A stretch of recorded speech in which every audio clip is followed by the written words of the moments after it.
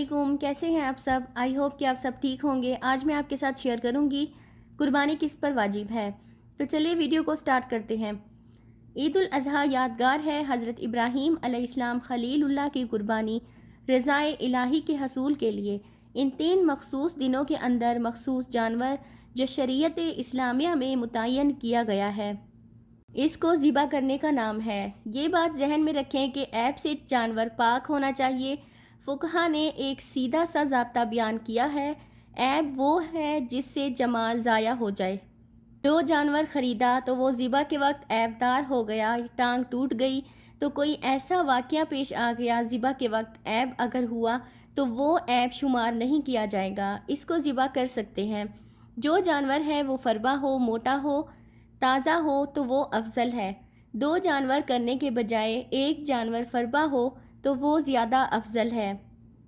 शरीयत इस्लामिया ने साहिब निसाब पर कुर्बानी वाजिब की है।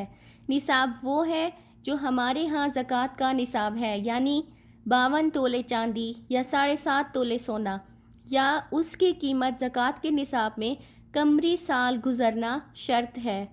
लेकिन ये कुर्बानी और जो सदका फ़ितर है, इसमें साल गुज़रना शर्त नहीं है।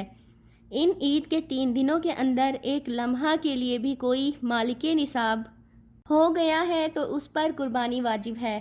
फिर कुर्बानी हर उस शख्स पे वाजिब है जो मालिके निसाब है। बाज़ औक़ात घर के अंदर कई इफ़राद मालिके निसाब होते हैं तो सब पर वाजिब है कुर्बानी। अच्छा, अब अगर वाजिब आपने अता कर दी है, अब अगर नफली भी अपनी तरफ से देना चाहते हैं तो ये भी आपको इजाज़त है। हमारे आका व मौला ने एक कुर्बानी अपनी तरफ से करते और एक कुर्बानी अपनी उम्मत की तरफ से पेश की, तो उम्मती अपने नबी सल्लल्लाहु अलैहि वसल्लम की तरफ से कुर्बानी पेश कर सकता है, तो ये अज्र व सवाब है। 3 हिस्से करके दोस्त अहबाब के लिए, गुरबा के लिए और अपने लिए तकसीम कर ले, तो ये कुर्बानी की रूह के मुताबिक है।